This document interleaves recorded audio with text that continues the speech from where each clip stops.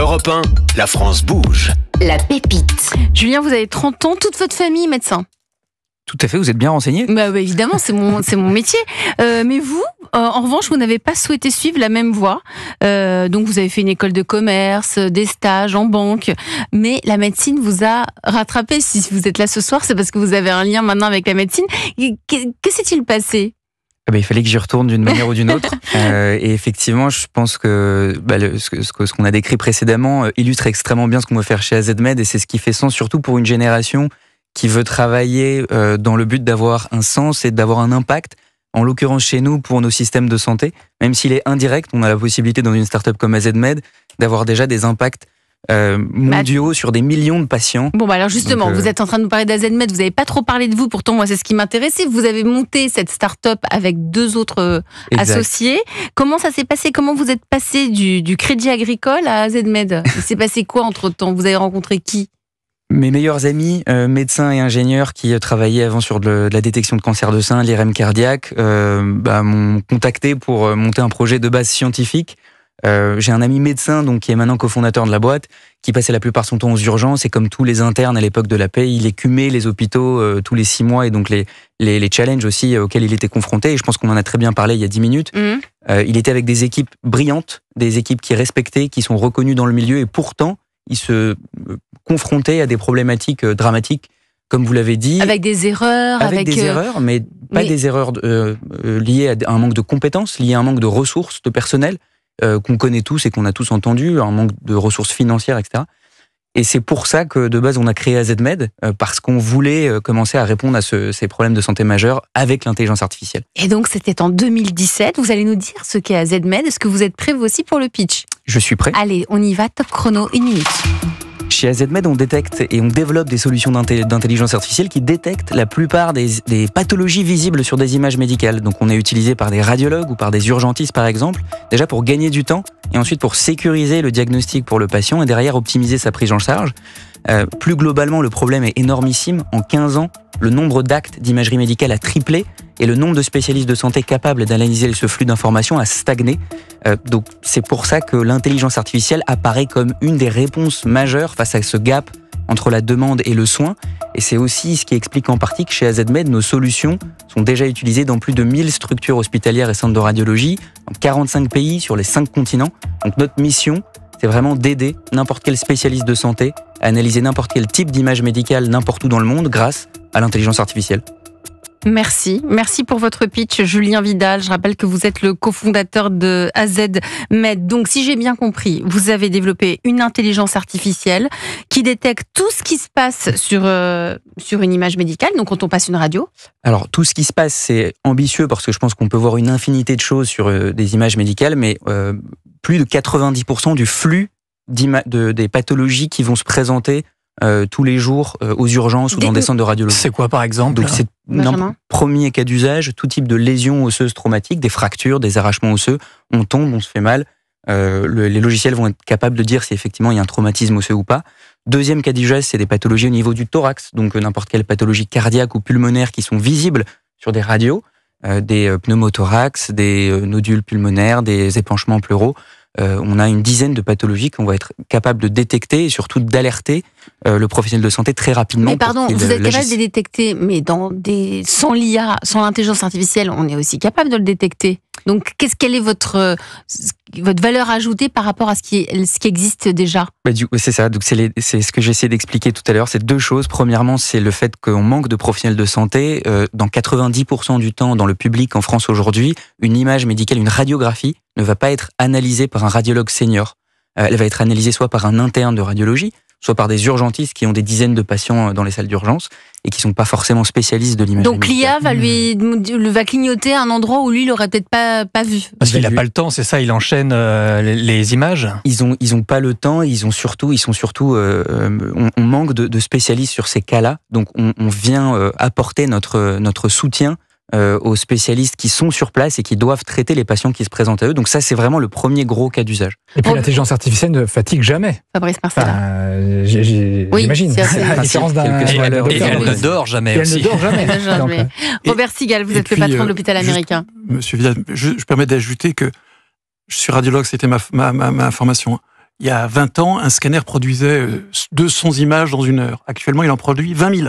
Et donc, le flux fait que si vous avez un appareil, si vous avez une intelligence artificielle qui vous permet de repérer les quelques images anormales, c'est évidemment extrêmement précieux. Donc c'est un gain de temps. Fatigue, oui, et puis la fatigue visuelle fait que si elle est capable de vous dire concentrez-vous sur ces 200 images et les autres sont normales, c'est une aide considérable au diagnostic. Donc gain de temps. Un radiologue aujourd'hui va analyser 50 000 clichés par jour. Voilà, donc c'est tellement énorme, c'est tellement gigantesque. Donc, mais parce qu'il manque des radiologues alors. Mais pas nécessairement, c'est aussi parce que l'imagerie a tellement progressé qu'il y a un flux d'images absolument gigantesque. Exactement. Mais par ailleurs, il peut manquer des radiologues aussi. Hein. Oui. Mais c'est la base de ça, c'est qu'avant on regardait 15 images, on avait le temps. Là, c'est une marée d'images qui arrive. Tout à fait. Fabrice Marcella.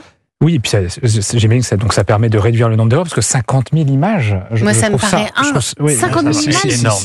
En fait, quand on considère qu'un scanner, par exemple, est une succession d'imageries en coupe, mais en fait, chaque coupe va devoir être analysée par le radiologue. Alors évidemment, il va aller très vite sur chaque coupe, mais il va devoir détecter parmi ces centaines de coupes par scanner, ou parfois milliers de coupes, les quelques-unes qui vont potentiellement être pathologiques ou anormales. Donc c'est ça qui est très compliqué. Il fait un tri, j'imagine. En fait, il fait le tri que le radiologue n'a pas le temps ou prend trop de temps à faire.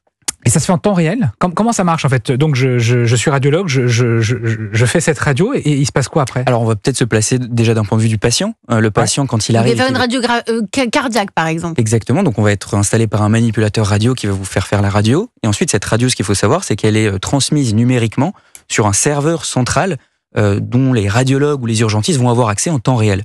L'intelligence artificielle vient entre la machine et le serveur sur lequel l'image va être uploadée. Donc on va nous directement intercepter la radio, l'analyser, renvoyer le diagnostic en moins d'1 minute.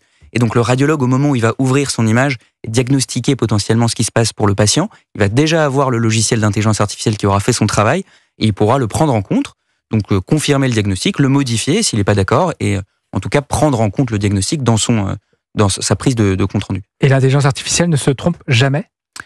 Alors, elle ne se trompe pas jamais, et c'est illusoire de penser ça, évidemment. Par contre, l'intelligence artificielle en imagerie médicale, ça marche très bien. Ouais. Les sensibilités sont au-delà de 99% pour ce qui nous concerne dans toutes les études cliniques qu'on a montrées.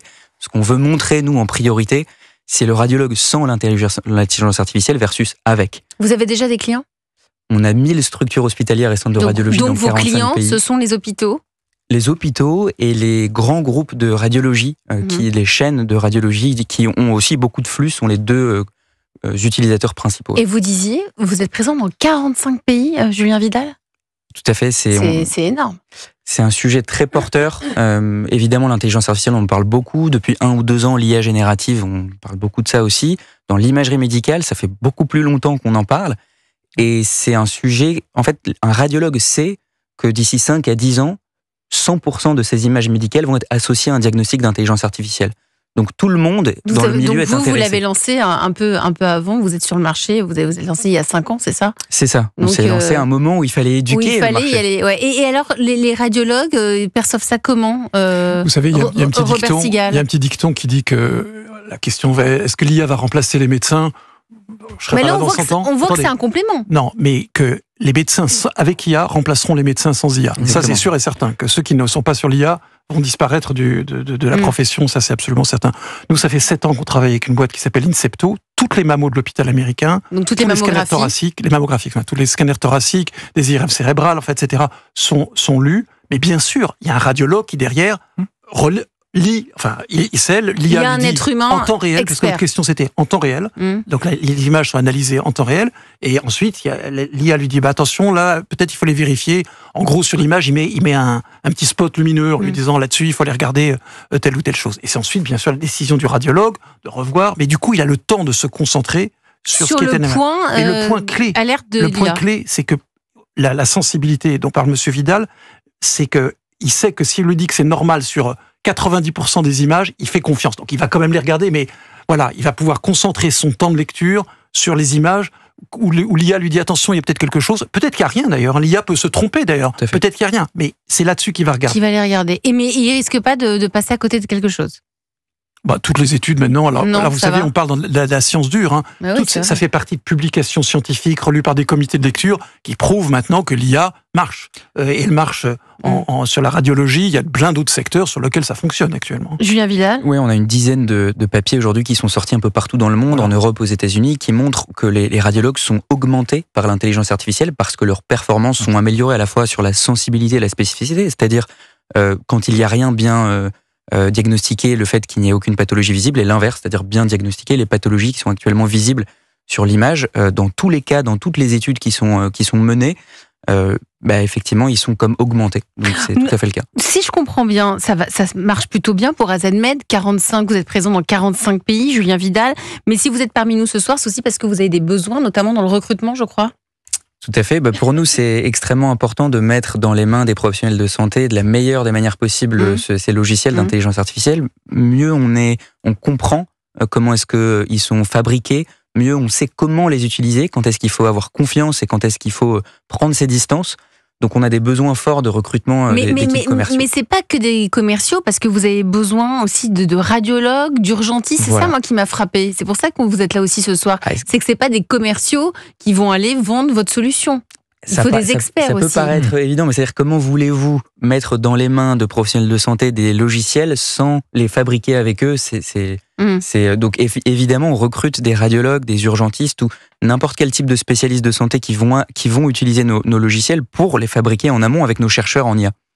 Robert Sigal, vous voulez ajouter? Vous êtes le patron de l'hôpital américain ce soir sur Europe 1. On est dans un pays béni. On est dans un pays béni parce que les startups en santé, mais c'est incroyable ce qui se passe. C'est incroyable. L'hôpital américain a fait un concours en fin 2023 qui portait uniquement, bien sûr, sur la santé et portait sur le thème de innovation et prévention, uniquement prévention. On s'attendait à avoir 15 startups. On a eu 75 startups qui ont concouru. Au total, on en a sélectionné 3. Vous les accompagnez ? Et bien sûr, pourquoi elles sont intéressées? On les accompagne financièrement, mais c'est même... ça compte, c'est important, ça compte. Mais surtout, elles vont être dans l'hôpital. Et donc, elles vont pouvoir, avec nous, mettre en place leurs solutions, les tester, les rendre et les faire vivre. Justement, Benjamin, vous les avez, ces 3 startups qui ont été retenues par l'appel à projet de l'hôpital américain. Oui, il y a d'abord BeBalance qu'on a reçu il y a quelques semaines dans La France Bouge. Donc c'est le tapis de bain, vous savez, qui récolte les informations de santé pour connaître la posture et la qualité de l'équilibre. On a eu un vrai coup de cœur pour cette startup. Un vrai coup de cœur. Le but, c'est vraiment de prévenir les chutes, notamment des personnes âgées. Peut-être dans les trophées de l'avenir, tiens. Peut-être dans les trophées de l'avenir. On verra. La petite idée, je la note. Il y a AcuityCare aussi, c'est une intelligence artificielle qui analyse la voix des patients et qui est capable de détecter les premiers signes dépressifs. Et enfin, vous avez AxeLife. Alors, c'est pas le dernier des hauts Axe, c'est une petite machine qui est capable de mesurer l'âge de nos artères et ça permet bien de prévenir d'éventuels problèmes cardiovasculaires. Donc, toutes ces 3 startups lauréates, elles sont aujourd'hui avec vous à l'hôpital américain. Et on les accompagne avec on a une cellule pour les projets qui accompagne sur le plan de la méthodologie pour voir comment intégrer, parce que c'est le propre d'une entreprise, elle crée des modèles, ensuite elles se retrouvent confrontées, c'est ce qu'elles attendent, à la vie réelle où elles sont avec des vrais malades, des vrais docteurs. Et ça va, ça se passe bien ? Ça se passe très bien. Vous restez avec nous sur Europe 1, avec vous aussi, Julien Vidal, cofondateur d'AZMed. Vous avez des besoins, vous savez que Fabrice Marcella a bossé pour répondre à vos interrogations. Vous restez aussi avec nous, Robert Sigal, directeur général de l'hôpital américain. On va faire une courte pause. Europe 1, la France bouge. Elisabeth Assayag. Évidemment qu'elle bouge, cette France sur Europe 1. Il est 20h43. Nous sommes ensemble jusqu'à 21h avec le directeur général de l'hôpital américain, professeur Robert Sigal. Gros plan sur un hôpital singulier. Il a 118 ans, c'est ça, cet hôpital? Absolument. C'est une jeune start-up qui mêle à la fois l'excellence, la modernité, l'innovation. L'innovation, c'est un gros dossier. Vous nous l'avez dit avant d'écouter Claude Nougaro. Robert Sigal, vous avez lancé un concours de start-up. Vous êtes une forme d'incubateur aussi à l'hôpital américain. Alors, on est absolument une forme d'incubateur et je voudrais dire que c'est pour nous maintenant constamment que ça se passe. Cet après-midi, on vient de signer un partenariat avec une autre start-up qui s'appelle Kiro, K-I-R-O, et cette start-up travaille pas sur des images, mais elle travaille sur de la biologie. Donc, vous allez au laboratoire d'à côté et on vous fait une prise de sang, comme on dit. Vous pouvez regarder, cette start-up travaille sur des millions de data qui proviennent de grands laboratoires et de multiples zones de toute la France, et elle est capable d'affiner le diagnostic, pas juste de dire vous avez du cholestérol, ça c'est n'importe quel médecin qui le lit, mais en regardant plusieurs éléments dans les résultats biologiques de pousser beaucoup plus loin le diagnostic et même des solutions thérapeutiques. Donc on est très content de lancer ce partenariat avec Kiro. Elle est française. On va la noter pour les trophées d'avenir. Je le précise parce que Benjamin Lévesque va être à la tête des trophées de l'avenir pour le projet, donc il note les startups. Ah mais c'est vraiment étonnant ce que fait. C'est formidable. Non mais cette intelligence artificielle, elle est essentielle. On en parle avec vous aussi ce soir, Julien Vidal, cofondateur d'AZMed. Vous avez des besoins, de gros challenges au niveau du recrutement. Il faut vendre de plus en plus à des hôpitaux. Les hôpitaux n'ont pas toujours l'argent, les hôpitaux notamment publics. Donc il faut prendre du temps pour leur expliquer le projet. Et l'idée, c'est que là vous êtes sur la radio, mais l'idée c'est d'aller vers les IRM et les scanners. La France bouge, c'est une main tendue vers un entrepreneur qui se lance et qui est en train de se développer. Et pour cela, nous avons le coach de ce soir, Fabrice Marcella. Europe 1. Le réseau La France bouge. On l'a compris, enfin vous l'avez dit, hein, Fabrice, vous validez complètement cette start-up dans la medtech, surtout que vous êtes souvent au CES de Las Vegas et c'est ce qui prédomine le plus en ce moment. Alors en tout cas, 10% des startups qui étaient présentes cette année au CES de Las Vegas, c'était des startups dans le monde de la santé. Donc c'est vraiment un secteur qui est très dynamique. Et d'ailleurs, au sein du village Baïsal que je dirige, 10% des startups que j'accompagne sont des startups dans la medtech, dans la santé digitale, enfin sur tous ces sujets-là, effectivement, elles sont très très très bien représentées aujourd'hui en France. Et l'intelligence artificielle est au cœur de tout cela. Oui, alors ça, j'allais dire que c'est au cœur de toutes les startups. Il n'y a plus une startup qui se présente chez moi qui ne parle pas d'intelligence artificielle. Donc il faut aussi faire attention. Mais là, on a une très très belle startup avec nous aujourd'hui. AZMed ce soir. Alors AZMed, j'avais envie j'ai quelques conseils bien sûr, mais en fait, je suis intrigué par le nom de la boîte. Ça veut dire quoi, AZMed? Attendez, il s'appelle Julien Vidal, donc aucun rapport. Ben oui, j'ai cherché, alors de A à Z, je sais pas. C'est quoi AZMed? C'est la médecine. Alors vraiment, c'était censé être un nom provisoire qu'on n'a jamais changé pour tout le monde. C'est un projet, quoi. Mais c'est bien parce que quand vous le vendez, vous êtes présent dans 45 pays, AZMed, c'est universel. Hein. Voilà, tout à fait. C'est ces avantages-là, tout à fait. Bon, donc voilà. En tout cas, justement, l'une des recommandations que j'avais, c'est bien travailler sur sa marque employeur. Donc AZMed, il va falloir effectivement écrire l'histoire qui va autour pour bien la présenter à vos futurs collaborateurs. Il faut plus y aller sur l'histoire. L'idée que vous êtes j'allais dire un enfant, pas du tout, mais que votre famille est une famille de médecins, il faut le raconter. C'est vachement. Non, mais c'est une histoire. Pour moi, donc je vais pas vous suivre tout le temps, mais voilà, il faut le raconter. Il y a un ingénieur, il y a vous, et il y a une troisième personne et un médecin. Donc c'est très complémentaire votre équipe. En tout cas, vous donnez des conseils sur le recrutement quand on est à la tête d'une boîte qui existe depuis 2018 et qui a 50 collaborateurs. C'est un sacré challenge pour moi plutôt. Puisque j'imagine, pour recruter ces 50 collaborateurs, vous avez mis en place un certain nombre de pratiques. Alors peut-être que je vais les balayer quand même, parce que ce sont les conseils que je donne généralement à des entrepreneurs plus jeunes que je peux accompagner. Mais bien sûr, votre offre doit être claire, attrayante et mettre en avant tous les avantages à travailler dans une entreprise telle que la vôtre, qui est innovante, qui parle d'intelligence artificielle, qui est sur le sujet du moment.